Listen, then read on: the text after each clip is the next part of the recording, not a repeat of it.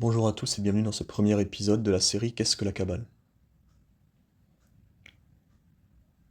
Alors, comme vous le savez certainement, la Kabbale, ou Kabbalah en hébreu, est la tradition ésotérique de la foi juive. C'est donc le mysticisme juif ou la mystique juive. Donc un premier élément extrêmement important à rappeler est que la Kabbale fait partie intégrante du judaïsme. La Kabbale existe parce que le judaïsme existe. Sans judaïsme, sans Torah, sans Bible hébraïque, il n'y a pas de Kabbale.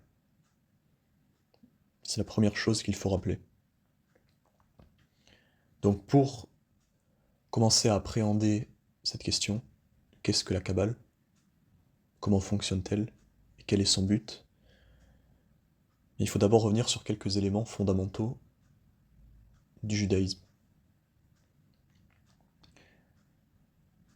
Ici, il s'agit vraiment d'éléments basiques de la foi juive, sur lesquels on va revenir, mais qu'il est indispensable de comprendre pour aller plus loin dans la découverte de la Kabbale.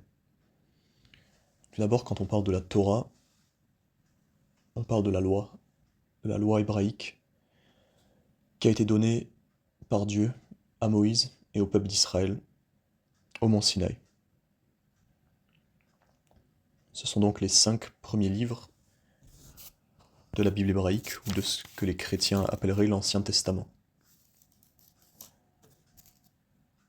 On parle de Torah, donc ce qui veut dire loi, car ces 5 premiers livres contiennent les commandements de Dieu, ce qu'on appelle les mitzvot en hébreu. Déjà, elle contient le décalogue, les 10 commandements, mais ensuite tous les autres commandements qui sont là pour structurer la vie du peuple d'Israël et qui, ensemble, constituent l'alliance de Dieu avec le peuple d'Israël. Ensuite, quand on parle de Tanakh, on parle ici de la Bible hébraïque dans son ensemble. Donc là, ça fait référence à ce que le christianisme nomme Ancien Testament. Ancien Testament, car selon la doctrine chrétienne, l'alliance de Dieu avec le peuple d'Israël, qui est présentée au cours de tout l'Ancien Testament, au cours de toute la Bible hébraïque, n'est plus valide aujourd'hui, elle a été remplacée par la Nouvelle Alliance du Nouveau Testament. Donc la Bible hébraïque ou la Tanakh, elle correspond à la Torah, aux 5 premiers livres donc, qui vont présenter la loi, avec en plus les livres des prophètes. Donc comme le livre d'Ésaïe, le livre d'Ézéchiel, de Daniel, le livre des psaumes bien sûr. Donc la Torah va correspondre à la révélation de la loi. Les prophètes, les livres des prophètes, eux correspondent à la révélation de la volonté de Dieu quant à la manière de respecter sa loi, quant à l'essence de sa loi. Dieu donne une loi et fait alliance avec le peuple d'Israël dans un premier temps, et ensuite par l'intermédiaire des prophètes, il va ajuster la révélation de sa volonté, il va compléter la révélation de sa volonté pour que le peuple juif non seulement respecte son alliance, mais le fasse d'une manière qui est alignée avec la volonté divine. Ensuite, le concept le plus important, le plus central, le plus fondamental de la foi juive, c'est l'unité de Dieu. Dans le judaïsme, Dieu, l'essence de Dieu est une unité absolue. Donc Dieu n'est pas décomposable en plusieurs parties ou personnes. Donc bien sûr, le judaïsme rejette complètement toute conception trinitaire de Dieu. Ensuite, deuxième élément absolument fondamental, l'incorporalité de Dieu. Dieu est pensé comme étant au-dessus de toute création, fondamentalement transcendant, et donc différent de toute création. Le judaïsme repose donc sur un rejet total de toute idée d'incarnation, d'incorporation de Dieu dans un homme, car toute incarnation amènerait à vénérer Dieu comme étant un homme et donc une création, et non plus comme étant le créateur. Ce qui correspond, dans la foi juive, à de l'idolâtrie. Toute l'histoire de la Bible hébraïque, c'est l'histoire de Dieu qui enseigne aux hommes à ne pas le vénérer comme étant une création, comme étant une partie de la création, que ce soit des astres, que ce soit des sculptures, des idoles, ou un homme ou une femme, mais à le vénérer comme le créateur qui est au-dessus de la création et fondamentalement différent de tout ce qui se trouve dans la création. C'est extrêmement important de rappeler cela car la Kabbale, elle, va parler de séphiroth, qui sont les attributs divins. Donc quand on commence à s'intéresser à la Kabbale, on peut avoir au premier abord une impression d'une décomposition de Dieu en plusieurs attributs, en plusieurs forces, même en plusieurs parties. Donc il est extrêmement important de bien préciser que les séphiroth, les attributs divins, on les verra plus tard, ils sont des émanations de Dieu. Des émanations qui proviennent de Dieu, mais ils ne sont pas Dieu lui-même.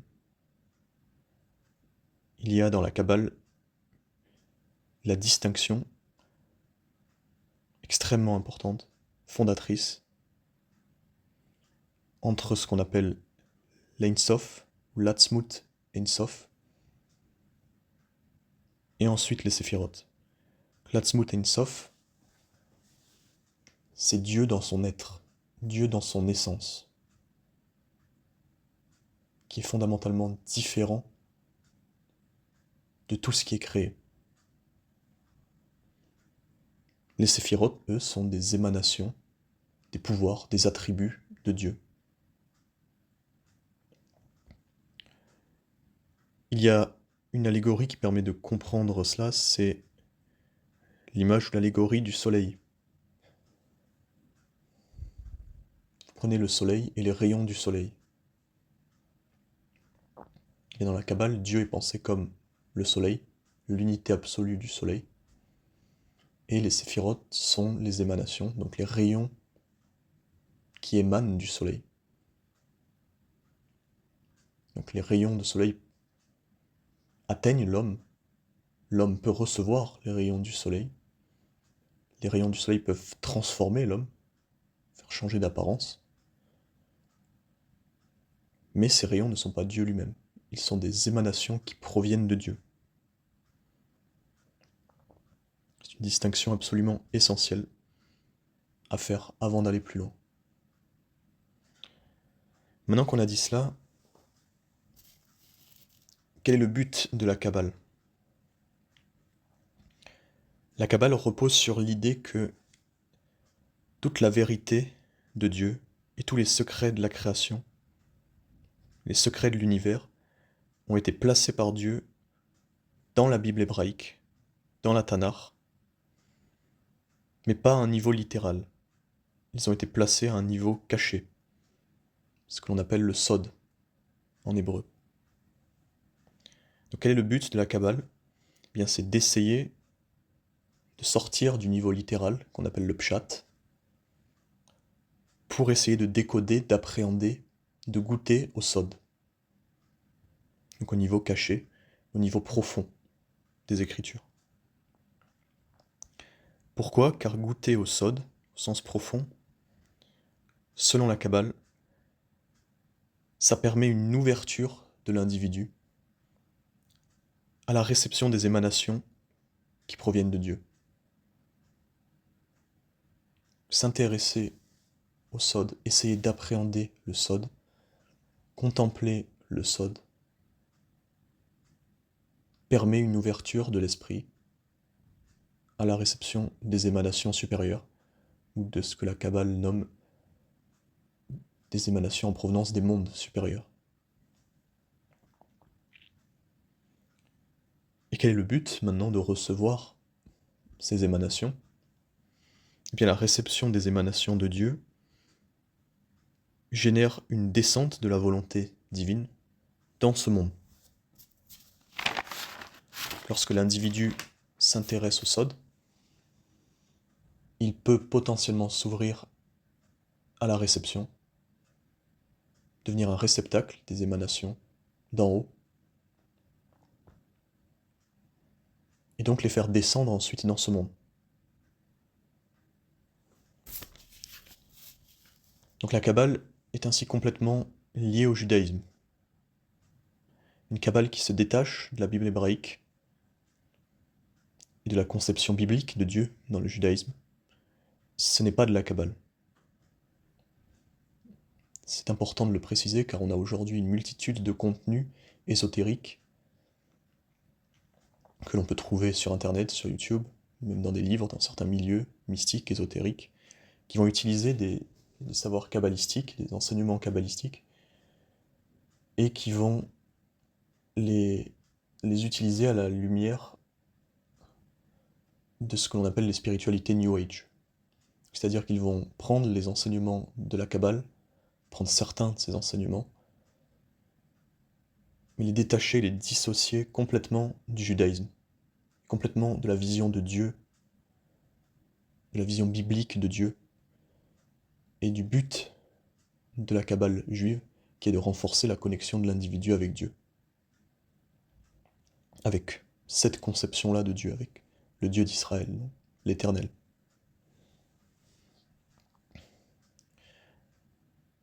Après avoir dit cela, on peut donc se poser la question, est-ce qu'il faut être juif nécessairement pour étudier ou s'intéresser à la Kabbale?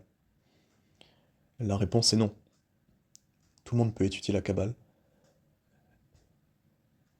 La vérité qu'elle tente d'appréhender, qu'elle tente d'approcher, est absolument universelle. En revanche, le fait de s'intéresser à la Kabbale doit générer, au sein de l'individu, la volonté de se rapprocher de Dieu, du Dieu biblique, et de vivre selon l'alliance de Dieu. Si la Kabbale n'impulse pas cette volonté de rapprochement, de connexion et d'alignement avec Dieu et avec son alliance, alors ce n'est pas de la vraie Kabbale. Maintenant, étymologiquement, Kabbale, c'est Kabbalah en hébreu, qui vient du mot Kebel, qui veut dire réception. Le mot réception a deux sens ici. Comme tous les concepts kabbalistiques, il y a toujours plusieurs dimensions à un même concept. On retrouve souvent la dialectique entre ce que l'on appelle le niveau Tarton, le niveau bas, le niveau Elion, le niveau supérieur, d'en haut. Donc cela vaut aussi pour la Kabbalah, pour la réception. On parle d'un côté de la Kabbalah Tarton, on peut traduire littéralement comme la réception basse, non pas un sens péjoratif, mais dans un sens symbolique. Qu'est-ce que cette Kabbalah Tarton, cette réception basse? C'est la réception dans le sens de la transmission d'une tradition ésotérique. C'est la réception d'une tradition qui se fait, transmission qui se fait de maître en élève. Donc ici on est dans une réception d'homme à homme. D'accord? Et donc quand on définit la Kabbale, certains vont dire cela s'appelle Kabbale, réception, car elle est reçue par la voix d'un maître, par la voix d'un initié. La deuxième dimension, le deuxième sens du mot réception ici, c'est le sens de la Kabbalah Elion, c'est-à-dire que la réception ne correspond pas à une réception d'une tradition, une réception d'homme à homme. Elle correspond à la réception de ce qui vient d'en haut, des émanations qui viennent d'en haut. L'ensemble des kabbalistes, des grands kabbalistes, qui étaient au niveau de la Kabbalah Tarton, de la réception basse, puisqu'ils ont été des élèves qui ont reçu par un maître, ils ont ensuite été des maîtres qui ont transmis à des élèves, qu'ils étaient dans ce niveau de transmission d'une tradition humaine. Ils s'accordaient tous pour dire que la véritable essence de la Kabbale, c'est la Kabbalah Elyon. C'est-à-dire que le but de la Kabbalah Tarton, le but d'une transmission traditionnelle, de maître à élève, d'une transmission initiatique, le but de cette transmission, c'est d'accéder à la réception des émanations qui viennent d'en haut. Le but de la Kabbalah Tarton est d'accéder à la Kabbalah Elyon. Qu'est-ce qu'un vrai kabbaliste? C'est quelqu'un qui reçoit les émanations en provenance des mondes supérieurs. Mais qu'est-ce que c'est donc ces émanations? Quand on parle des émanations divines, dans la Kabbale, elles sont assimilées à la lumière de Dieu, ce qu'on appelle l'or Elyon. Or veut dire lumière en hébreu, et Elyon, encore une fois, supérieur, ou en provenance d'en haut. Maintenant qu'on sait tout ça, on peut donc établir un premier élément de réponse. Qu'est-ce que la Kabbale?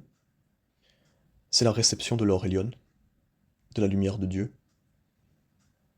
symboliquement des émanations d'en haut, pour faire descendre dans le monde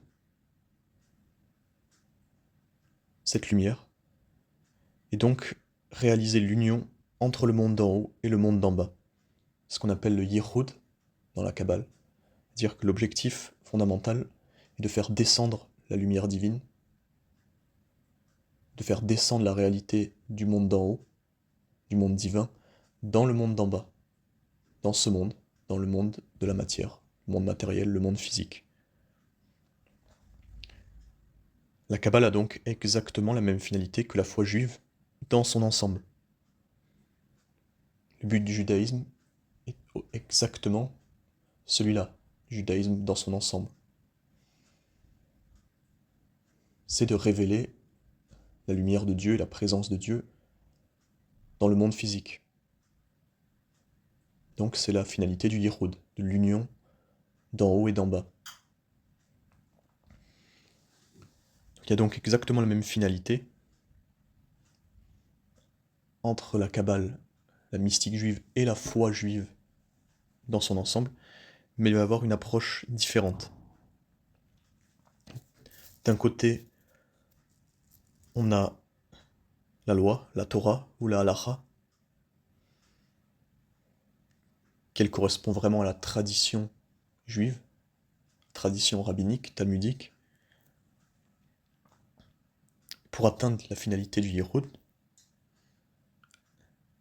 cette dimension-là va passer par l'action, le respect concret des commandements, des mitzvot, pour faire descendre la volonté de Dieu dans le monde.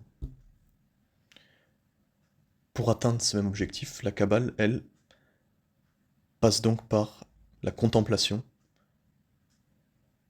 la compréhension du Sod et la réception de l'or Elyon.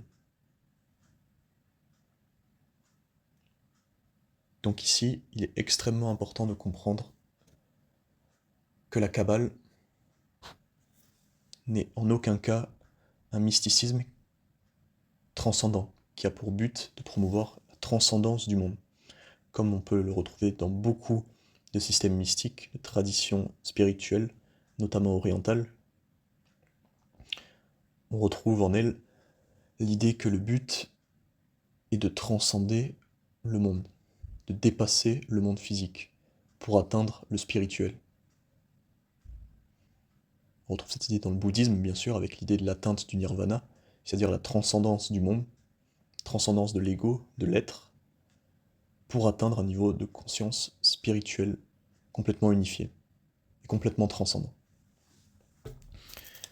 on retrouve aussi cette idée, dans une moindre mesure, mais on retrouve ce même fondement dans la foi chrétienne. La foi chrétienne est en effet fondée sur l'idée que l'homme est descendu dans le monde par son péché, à cause de son péché. Donc la descente de l'homme dans le monde physique, dans le monde de la matière, est une erreur dans le christianisme, une erreur qui doit être corrigée. Et donc l'homme est dans ce monde pour une seule raison, pour obtenir son salut, pour pouvoir sortir de ce monde et accéder à un monde autre, au paradis, après sa mort. C'est donc pour cela que l'on retrouve dans le christianisme cette défiance vis-à-vis du corps. Le corps, la chair, est éminemment associé au péché, au mal, au vice dans le christianisme, quelque chose duquel il faut s'éloigner. Le corps est faible, le corps est corrompu, l'esprit, lui, est fort et l'esprit est bon. Donc on retrouve cette dualité entre d'un côté la matière, le monde physique qui est mauvais, de l'autre le monde spirituel qui est bon. La Kabbale est différente, elle. La Kabbale pense la logique exactement inverse. Non pas que le monde spirituel ne serait pas bon, que le monde matériel serait exceptionnel, pas du tout. Mais elle pense que le but n'est pas une ascendance, une transcendance du monde vers le spirituel, mais que le but est de faire descendre le spirituel, descendre la lumière de Dieu, dans le monde physique.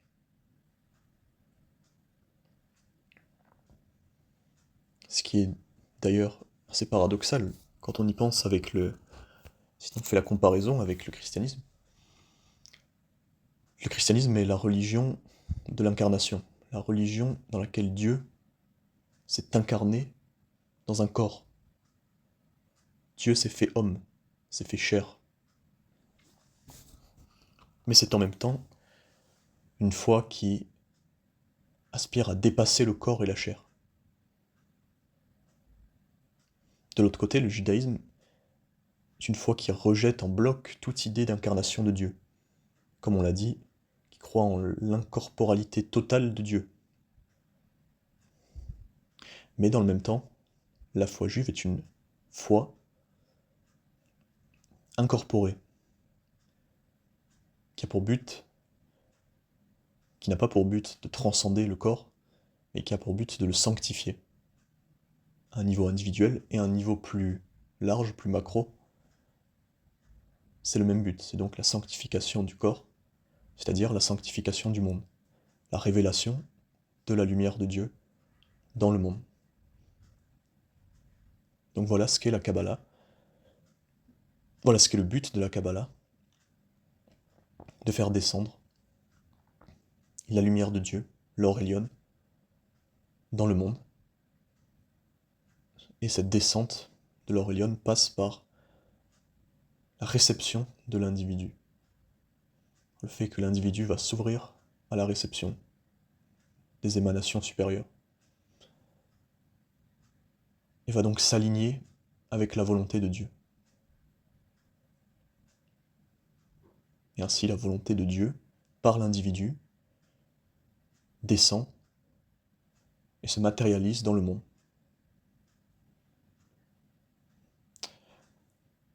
On va donc s'arrêter là pour aujourd'hui. On verra au prochain épisode quelle méthode maintenant emploie la Kabbale pour parvenir à cette finalité de réception et de descente de l'or et l'ion, de descente de la lumière. Et on verra aussi donc les principaux auteurs et livres fondamentaux qui ont fondé la Kabbale. Je vous remercie. Bonne journée.